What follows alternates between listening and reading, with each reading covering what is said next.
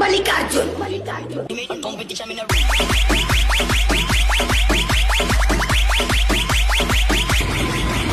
Hello, നീ പെട്ടെന്ന് മുക്കിലോട്ട് വാ. എടാ നിന്റെ ഉദ്ദേശം എന്തുവാണ്? നിനക്ക് വീട്ടിലൊന്നും പോണ്ടേ? അച്ഛനെ കാണണ്ടേ?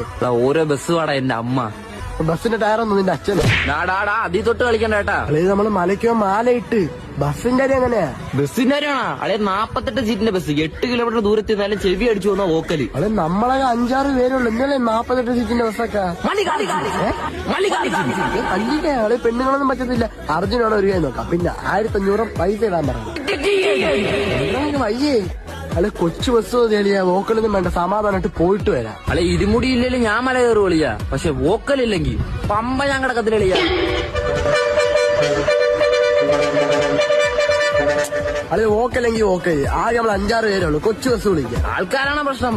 ആൾക്കാരൊക്കെ ഒരു വിളിയാ. പിന്നെ കൊച്ചു ബസ് അതെന്റെ അവമാനത്തിനെ ചോദ്യം ചെയ്യുന്ന പോലെ ആയിരിക്കും വിളിയാ. ഇതൊക്കെ ആരടാ ജൽജി എന്നൊക്കെ പറയുന്നത്? നീയല്ലേ പറഞ്ഞ ആള് വേണോ? നമ്മുടെ സൈറ്റിലെ പണിക്കാരാ. ഇവന്മാരെ കൊണ്ടുവന്ന് എങ്ങനെ ശരണം വിളിക്കണ്ടേ? അയ്യോ അതാണ്. അതൊക്കെ ഞാൻ സെറ്റാക്കി. ബൈ വിളിച്ചോ.